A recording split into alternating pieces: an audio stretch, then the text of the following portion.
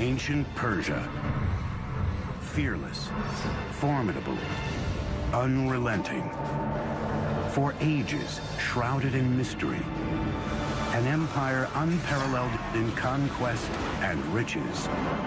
To create an empire of the size of the Persian Empire, the largest empire the world had known, obviously takes military skill.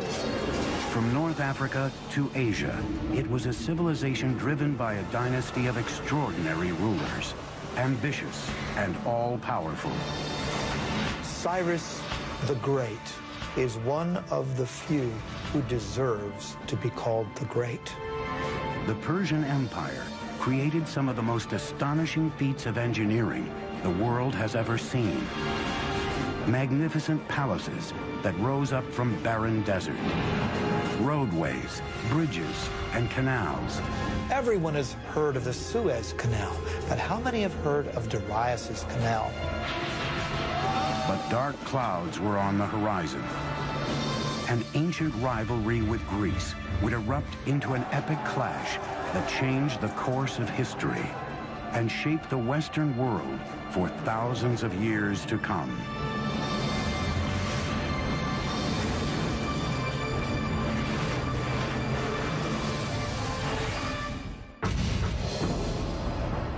(330 BC). A young Macedonian king conquers the Persian Empire and leads his invading army into Persepolis, its spectacular capital city. The Macedonian ruler is Alexander the Great, an admirer of the great Persian kings. By sundown, the Greek victory celebration degenerates into a drunken melee.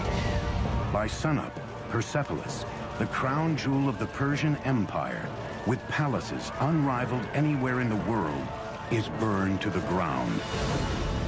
More than 2,500 years later, these immense towers stand as testament to the soaring heights this now forgotten empire once reached. I equate Persia with luxury, with rich tapestries and beautiful rugs and my mother's fat, fuzzy Persian cat named Otis. But I also think of a fantastic Persian king named Cyrus the Great, who believed in religious and cultural tolerance, and who freed the Jews from Babylon to return to Israel. Hello, I'm Peter Weller, and welcome to the Persian Empire. Around 4000 BC, two nomadic tribes were starting to take root in a rich but hot Iranian plateau. The Medes in the north, the Persians in the south. Being as that these tribes were nomadic, they were more interested in survival than conquest. As they became less nomadic, they had to learn how to farm, in particular how to cultivate this fertile Iranian plateau. But to do that, they needed a source of water. The early Persians may have very well become dust in the winds of history had they not unlocked a source of water and, just as importantly, a means to channel that water to their crops and settlements. And what makes this engineering feat so remarkable is that they found this water not from rivers or lakes or oceans, but from the most unlikely source of all, rocks. Persia emerged out of nothing, a rugged, hostile terrain built with only invention and determination. 3,000 years ago, nomadic early Persians roamed the parched, forbidding Iranian plateau. Finding water meant traveling long distances. It fell to a hybrid engineer, geologist and diviner called a Mogani to figure out how to bring it back to his people. Using nothing more than stone chisels, Moganis would build the first cornerstone of the Persian Empire. A breakthrough system of underground irrigation canals called qanats. They began by harnessing gravity to exploit the natural topography of their land, which sloped relentlessly down from the Alborz Mountains towards the Persian Gulf. Vertical shafts were first dug down from the surface, and the tunnel was excavated horizontally for a short distance. Then another vertical shaft was built, approximately 3/4 of a mile up the slope, and the channel continued.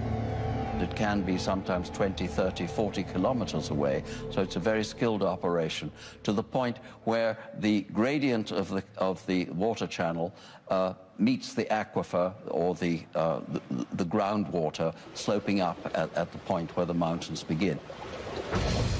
The angle of the slope was crucial. 1 unit in elevation for every 100 on the horizontal. Not too steep, because that would erode the base of the water channel, and of course not so flat as to prevent the water from moving to its intended destination.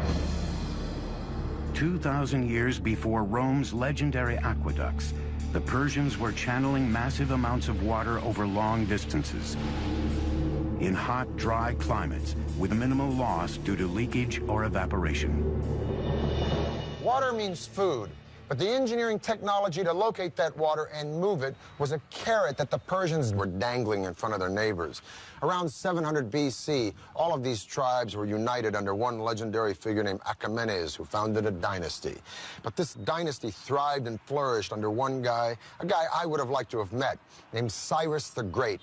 Cyrus created and maintained an empire thanks, no doubt, to his military savvy, but he was also a political genius. He was an excellent, benevolent manager of men. Historians have called him humanist. The Jews call him Mashiach, or anointed one. His own people called him father, and even the Ionian Greeks, whom he conquered, called him a just and worthy lawgiver and ruler. Cyrus the Great came to power in 559 BC. It was the beginning of the Achaemenid dynasty.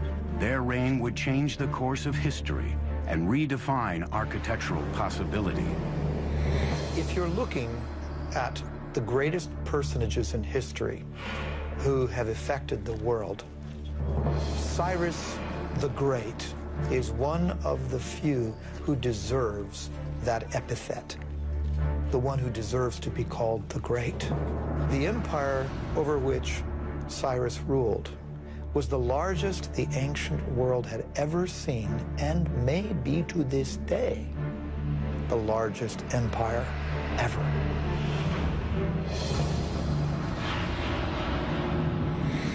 By 554 BC, Cyrus had crushed all rivals and became the undisputed leader of Persia. Now it was time to conquer the world. And if he was going to build an empire, he would need a magnificent capital city to reflect its growing stature. In 550 BC, Cyrus launched one of the most ambitious engineering projects anywhere in the ancient world. The Persian Empire's first great capital city at Pasargad, located in modern Iran. Cyrus was a very innovative builder, and I might add that his standards were particularly high. We can also say that his building project reflected in some ways the technologies that he found in the course of his various conquests.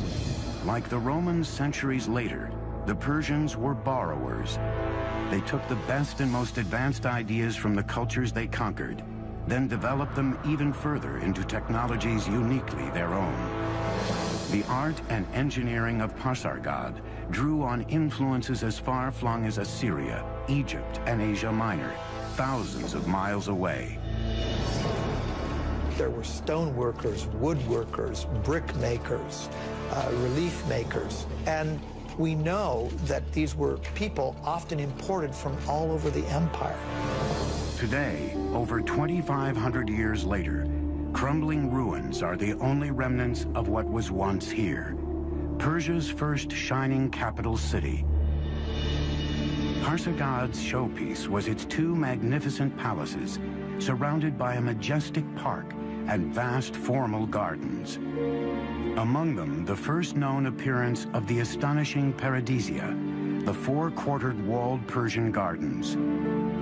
The gardens had over 1,000 yards of channels of carved limestone, designed such that water would enter small basins every 16 yards. The Paradisia of Pasargad laid the foundations for many of the world's most magnificent gardens for the next 2 millennia. What's particularly different with the Paradisia is the application of the geometric design. So we have squares, rectangular designs, floral designs, cypress trees, wild grasses, roses, lilies, all kinds of vegetations. And this is the concept of the modern park as we know it. As Pasargad was being built, Cyrus added to his dominion one enemy kingdom after another. But Cyrus was a very different kind of king. He refused to enslave his new subjects, a revolutionary concept in the ancient world. He recognized the local validity, if you will, of different religions and beliefs, and allowed those things to persist. In 539, Cyrus conquered Babylon, but he did not present himself as a conqueror. He presented himself as a liberator, rescuing these people from their despotic ruler. And then he did a totally unprecedented thing. He freed the Jews. The Jews had been living in Babylon in captivity ever since Nebuchadnezzar destroyed Jerusalem and their temple, and Cyrus freed them. Now, it could be said in hindsight or political history that Cyrus was looking for a buffer state between a hostile Egypt and his own empire. But so what? The point is that no one had ever done anything like this, and hardly anyone has ever done anything like it since. And subsequently, he is the only Gentile in the Bible to be referred to as Mashiach, or Messiah. As one distinguished Oxford scholar once said to me, Cyrus always had a very good press. It's a very true statement. Before he could launch the campaign that would make Persia the lone superpower of the ancient world, Cyrus the Great died in battle in 530 BC. He didn't live long enough to show what really he could have done outside the battlefield. So in that sense, you can compare him with Julius Caesar, who conquered, but did not live long enough, he was assassinated, to put the empire that he conquered together. By the time Cyrus died, the Persian Empire had three capitals: Babylon, Susa, and Ecbatana. But he chose to be buried in the city he created, Pasargad, in the tomb that mirrored the man who built it. At Cyrus's tomb, one of the aspects that shows his humility is that tomb is relatively unadorned, very simple, very elegant. Cyrus's engineers built the tomb in the form of simple but heavy stone Western structures. They began by laying large rectangular cut stones and used ramps, pulleys, and clamps to build the tomb to its height of 36 feet. The tomb of Cyrus is a very simple, outwardly modest monument for somebody who had created the largest empire that the world had seen to that date, and it's still remarkably well preserved after 25 centuries. For 30 years, no power on earth could stand up to Cyrus the Great. Now his throne was up for grabs, creating a power vacuum that would throw the ancient world into chaos. The word paradisia in Old Persian became paradise in ancient Greek.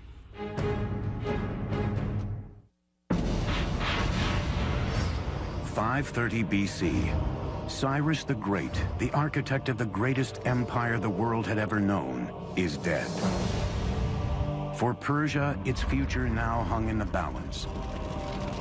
Rivals and pretenders to the throne vied for power. Then a distant cousin of Cyrus, a brilliant general, rose up to assume power. When the smoke cleared, the Persian Empire was securely in his grasp. His name was Darius.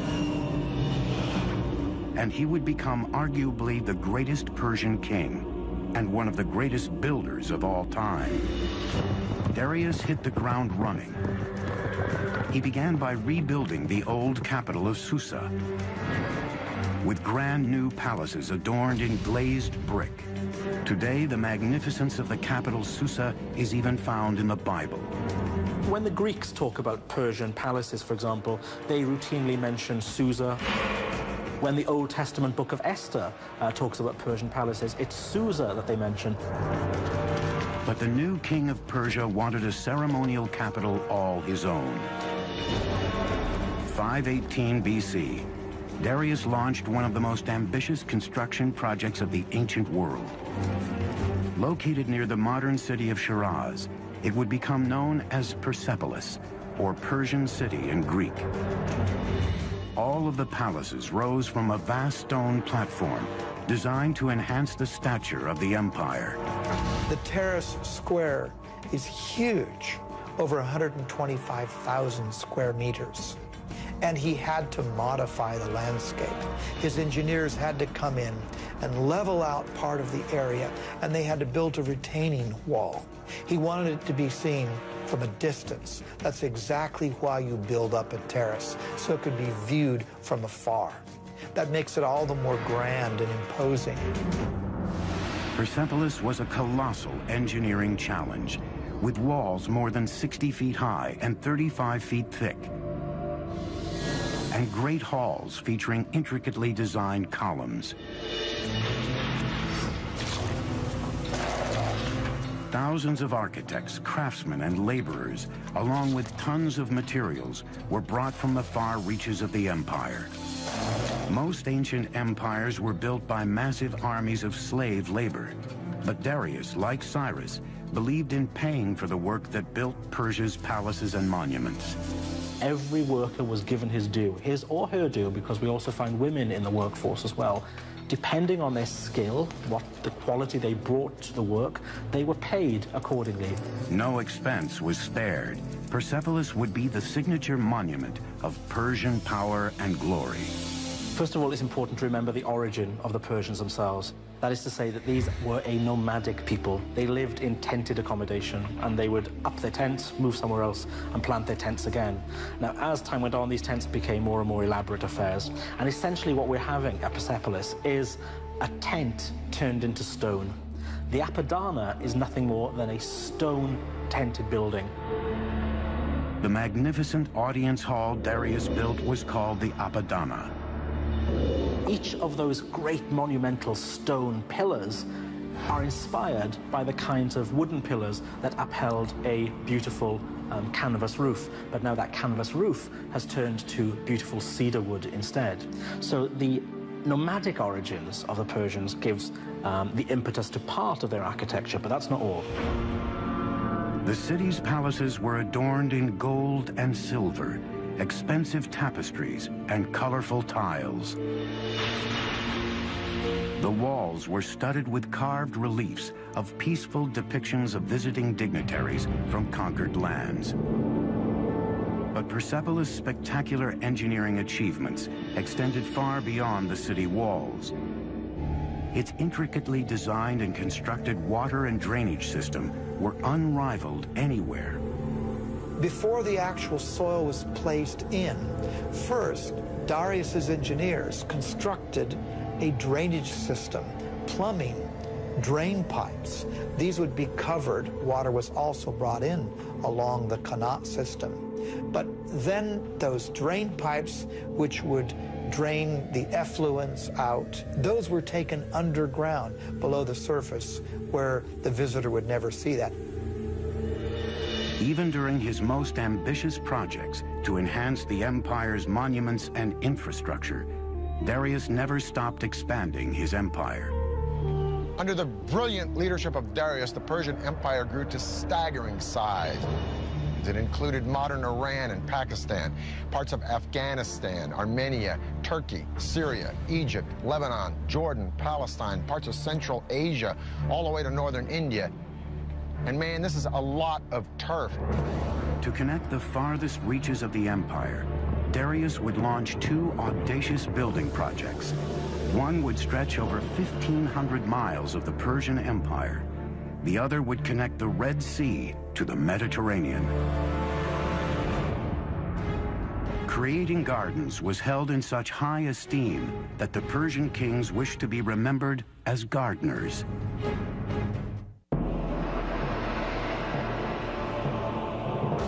Under the rule of Darius the Great, the Persian Empire grew to staggering proportions. Now he wanted to consolidate and connect the far-flung parts of his great kingdom. 515 BC, Darius orders his engineers to build a massive stone highway, one that would weave the empire together from North Africa to India. extending over 1,500 miles of the empire. He would call it the Royal Road. This was quite the engineering feat because this had to traverse through mountains, forests, deserts. So typically, earth would be packed, hardened, for example. They may not have had asphalt, but they certainly had knowledge of packing gravel or tiny rocks. Laying down a stone road is vital in a terrain where there could be a high water table. You don't want to get your feet stuck in the mud. You don't want to get your cart stuck in the mud. So you have to raise the road surface up. That means laying down some kind of surface initially that will either absorb the groundwater or not allow the groundwater to displace the road. The Royal Road was linked by 111 rest stations and inns every 18 miles, where travelers could eat, sleep, and switch to fresh horses. To ensure safety, watchmen were posted all along its great length. Now, I'm going to talk with my friend, Dr. Lloyd Llewellyn-Jones from the University of Edinburgh, professor of ancient history. I got to ask you this. Was it that safe? Essentially, yeah. I think what Darius, if you will, manages to do here is an incredible feat. I mean, we're standing here in Turkey, okay, right, and we could take one route straight the way through into central Iran. I mean, that's pretty good going. How fast? Okay, so if we're on horseback and we're riding from one of these little garrisons to garrison every 15 miles, changing fresh horses, we can do that in about 6-7 days, maybe. 6 or 7 days? Yeah. So you could send messages on this road, friends next city? Most definitely, and you know, and for trade, it's a godsend, as you can imagine. And this road cut through so much stuff. I mean, it just doesn't follow, you know, a formal pathway. It has to cross rivers, so it crosses the Tigris, it crosses the River Halis by ferry, right? Sometimes it clings to the side of mountains, sometimes it clings to the side of rivers. So the terrain is changeable. It's not drained or anything like that, so it's not as advanced as some of the Roman roads we get in later periods. So it doesn't have a gutter system? No, nothing like that, nothing like that. But what it's essentially is, it's sort of maybe 20 feet wide with a sort of chip-in base, which is good for horse treads and that kind of stuff, you know. And carriages and exactly, to get things through as quickly as you can, basically. Well, Lloyd, it's been a pleasure talking with you. Yeah, thank you for enlightening us about this incredible road. But Darius still wasn't through. There was one territory Darius had yet to firmly control, the vast riches of North Africa, and he was determined to build a gateway there. He had his engineers devise a giant canal linking the Mediterranean and the Red Sea. Everyone has heard of the Suez Canal, but how many have heard of Darius's canal? What Darius did was build an east-west canal that was 130 miles long. With the Persian knowledge of hydrology, Darius's engineers used digging tools made of bronze and iron to first open the canal, then clear any blown sand and line it with stone ready for his ships to sail. It would take 7 years to complete the 130-mile-long waterway, with a massive labor force of Egyptian stone cutters and canal builders. Parts of the canal between the Nile and the Red Sea were actually not waterways, but just points along which the ships could be dragged until they reached another deeper portion where they could again sail their course. Darius says, I, Darius, king of kings, conqueror of Egypt, built this canal. He connected the Red Sea to the Nile River for trade, and he says, and ships were brought along my canal. By 500 BC, Persia was the largest empire the world had ever seen, even exceeding the size and wealth of Rome at its height 4 centuries later. Persia was invincible, and its appetite for conquest was beginning to frighten an emerging power across the Mediterranean, the city-states of Greece. Just a little geographical info. That big body of water out there is the Black Sea. This thin body of water here is the Bosphorus Strait that connects the Black Sea to the Mediterranean. So I'm standing in Asia, or Asia Minor, if you will, and that land over there is Europe. Now, in 494 BC, Darius put down a revolt from some cities on the coast of Turkey. But this revolt had been supported by Athens, so Darius wanted to teach Athens a lesson. He was going to march on Greece and attack that city. But how was he going to do it? He's got to go across the sea. Well, he takes a bridge of boats, pontoons, if you will, and lines them up from that point to that point and marches an army, so Herodotus says, of 70,000 men across the sea to attack Greece. Amazing. Persian engineers connected one side of the Bosporus to the other by scuttling boats side by side to form the foundation. Then they built a highway across the top, linking Asia to Europe. Probably this was a system of planks, and underneath there was a system of packed earth or perhaps dry wood to keep basically the road stable. Now, to keep the ships from wobbling, they must have used an anchor system of a certain weight, because if the anchor would have been too heavy, that would have, of course, tilted or damaged the ships. There was no breaking of the planks, not only due to the weight of the army crossing it, but due to the choppy waters of the Bosphorus. That's quite the feat of engineering before the age of computers. It is late August in the year 490 BC. Darius has already marched into Greece and taken Macedonia. Now he's destined to meet the Greek general Themistocles and an army from Athens and Corinth at the famous Battle of Marathon. The massive army from Persia numbers 60,000 or 140,000, 250,000, depending upon the propaganda you read. Suffice it to say, the Greeks are outnumbered 10 to 1. Their only recourse is to send for reinforcements. So the legendary runner Philippides runs from Marathon to Sparta, a distance of 140 miles in 2 days, hence the name of the race, Marathon. The two armies faced each other separated by a vast open plain. If they clashed head-on, the massive Persian forces would mow down the greatly outnumbered Greeks. This was the beginning of the Persian Wars. A reduced Greek force attacked the Persians head-on. The Persians went for an easy kill. But the remaining Greek forces had split into two and opened two other fronts against the Persians. Sucked into a bloody slaughter pit, the Persians suffered heavy losses and retreated. For the Greeks, it was a great victory. For the Persians, just a speed bump on their path to world domination. Darius decided to return home and turn his attention to shoring up Persepolis, his capital city. He would never get there. In 486 BC, Darius died on his way to quelling a rebellion in Egypt, leaving behind an empire that redefined the very notions of power and glory. He also prevented a replay of the chaos that followed the death of Cyrus by naming his successor, his son Xerxes. Now, Cyrus the innovator and Darius the expansionist were very hard acts to follow. But Xerxes had been a king in waiting all of his life. And a couple of his first acts were to suppress a rebellion in Babylon, another one in Egypt. And then he went after the Greeks. Somehow the Greeks just stuck in his craw. Some historians argue that Xerxes was making a preemptive strike. Others say that he was just cleaning up the business of his father.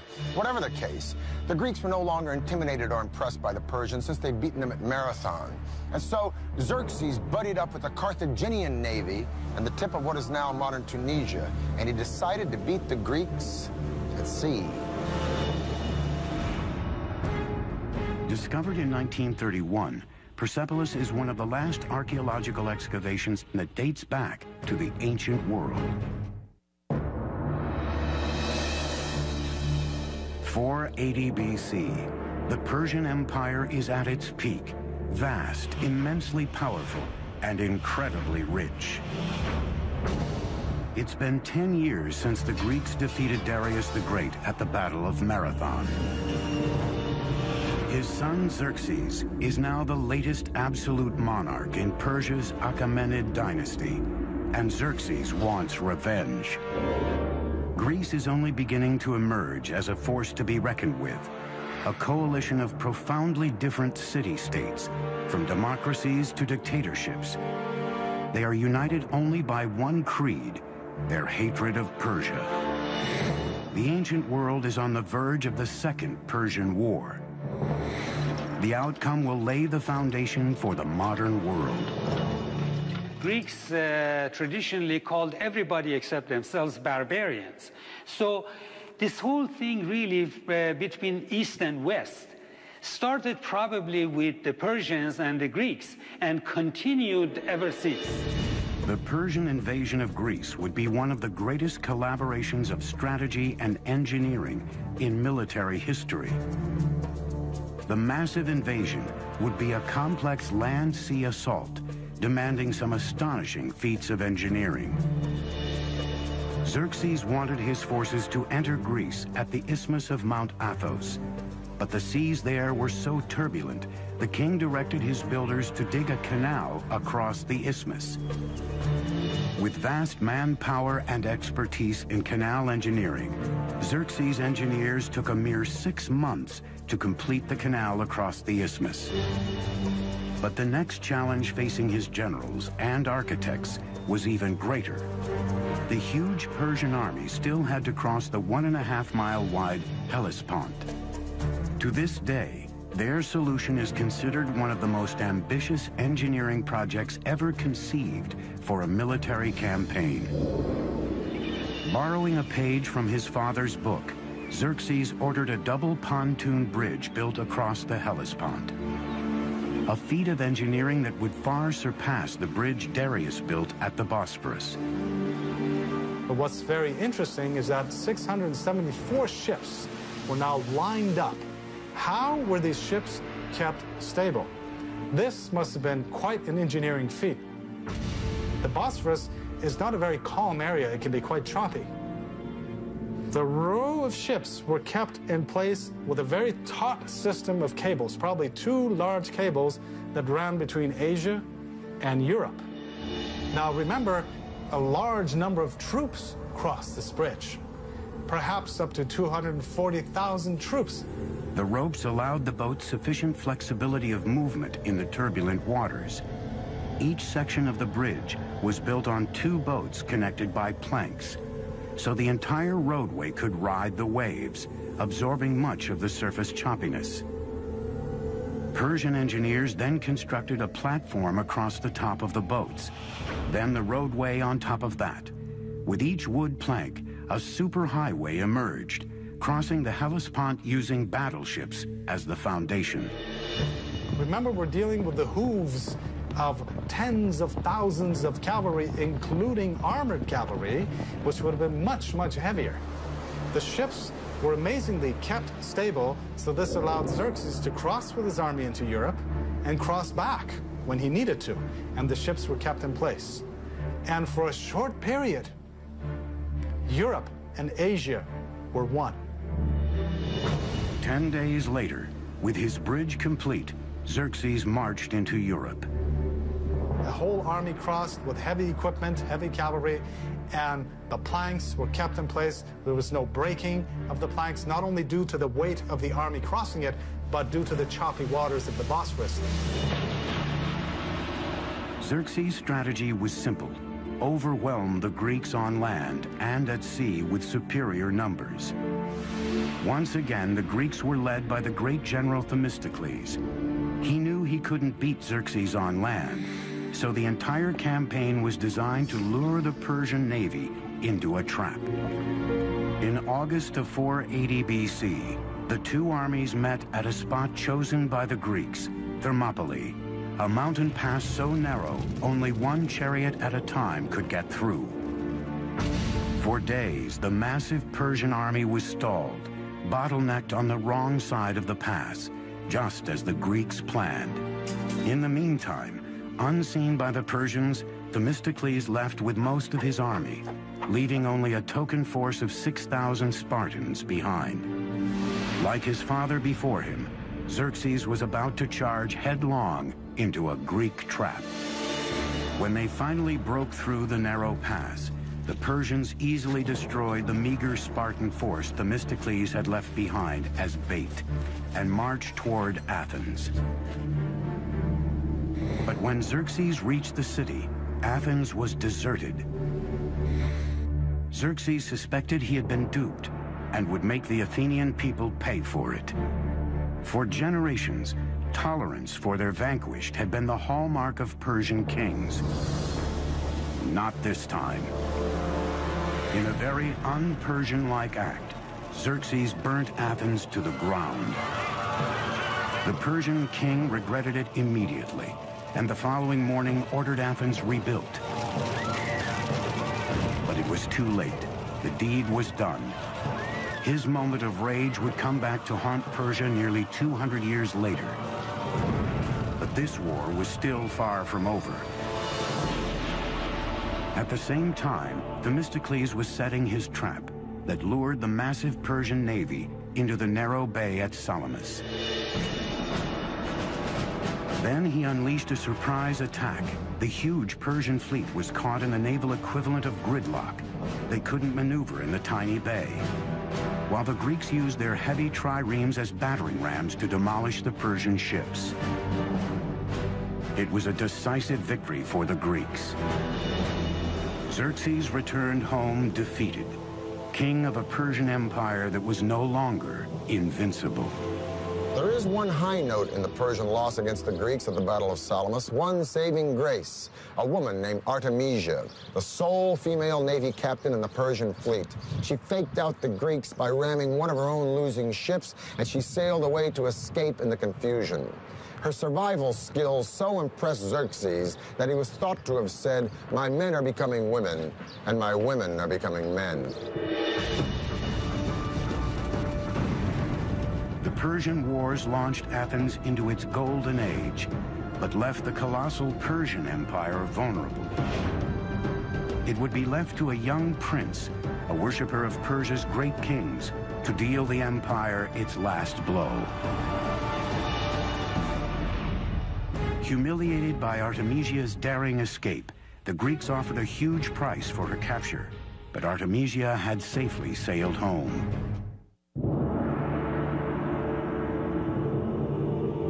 In 480 BC, the Greeks had defeated the Persian fleet at Thermopylae.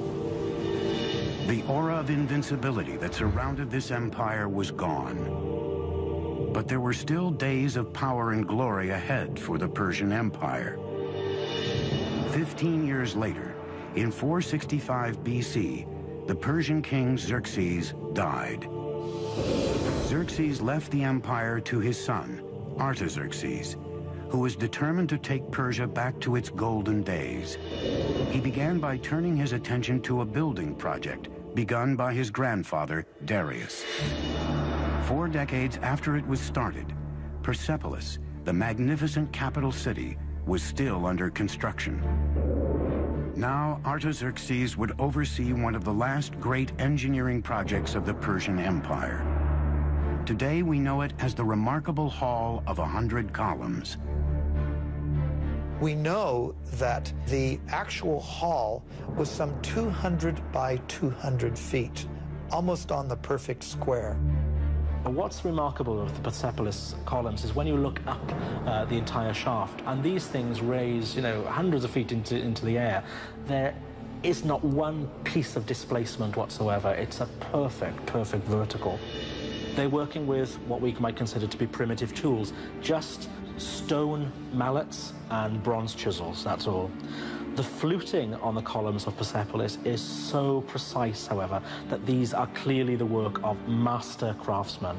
The columns are constructed in drums, 7 or 8 drums stacked on top of another. This is done by scaffolding the whole area around the column, and then with a crane, a wooden crane, literally moving each column drum in place. Any client king, any governor from a distance, or even anyone who would come in that hall, would be so impressed by the vastness of the hall and by this forest of columns that stretched nearly as far as the eye could see. An amazing achievement. Across the empire, Persians were still producing some of the most extraordinary feats of engineering in the ancient world. In 353 BC, the wife of a local governor began work on a magnificent tomb for her dying husband. Her tribute to him would be a marvel of engineering and would become one of the 7 wonders of the ancient world. The Mausoleum of Mausolus. The marble monument would rise to 135 feet tall, enclosing a great courtyard. The roof was a pyramid with a staircase on each side, a pathway to heaven.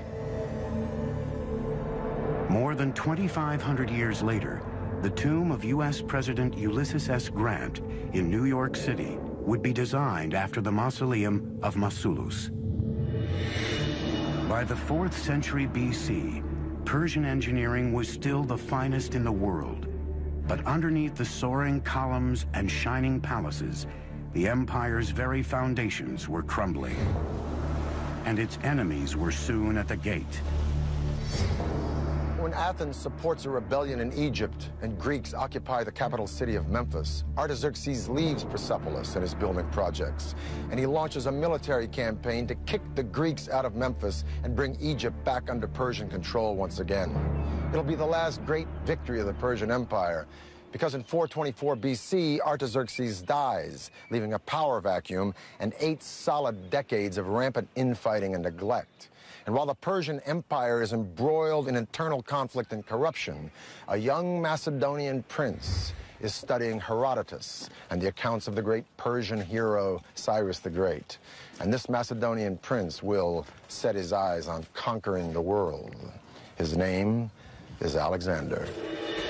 In 336 BC, a distant relative of Artaxerxes rose to power. He took a regal name, Darius III. He will always be remembered as the king who lost an empire. Over the next 4 years, Alexander and Darius III met head-to-head in a series of fierce battles, as Darius III's army was slowly pushed back to its own doorstep. In 330 BC, Alexander was at the gates of the empire's crown jewel, the capital city of Persepolis. Alexander adopted the Persian policy of respecting the defeated. None of his soldiers were allowed to pillage or plunder the lands they had conquered. But how do you tame so many soldiers after a victory over the most magnificent empire on planet E? Well, maybe his soldiers were restless or resentful, or maybe they just remembered the stories of how Athens had been burned by the Persians. In any case, at Persepolis, they let go. Huge celebrations took place after the victory, and during these celebrations, the treasury was pillaged. And then one of the saddest acts of arson in all of history took place. Persepolis was burned. Alexander was not in the business of destroying things. Persepolis probably was burned because it was a symbolic thing. And he also burned it to make a symbolic gesture, not a destructive gesture. There must have been wonderful draperies and things around, and no doubt fire could have begun accidentally just as much as purposefully, because if he really wanted to be an Achaemenid king, the last thing he should want to do was to destroy Persepolis. But there were no fire engines, and once the blaze had taken hold, it was a very terrible blaze, and it left its mark throughout the site. Darius III had escaped capture, but in the summer of 330 BC, he was murdered by a close ally. The last Achaemenid king was dead. Alexander gave Darius III a magnificent funeral, and later even married his daughter. Alexander declared himself an Achaemenid Persian king, and added the final chapter to the story of an empire that had spanned 3 continents and endured for over 2,700 years. Alexander, admirer of Persian kings, chased down the murderers of Darius and killed them himself. Alexander believed that only kings had the right to kill kings. But would have Alexander actually killed Darius? Probably not, because Alexander didn't create an empire, he only conquered one. The empire already existed, created by Cyrus the Great. No, Alexander's genius was to co-opt and use Persia, an empire that stood long before Alexander was born, and whose legacy of culture and sophistication and luxury would be around long after Alexander was dead. For the History Channel, I'm Peter Weller.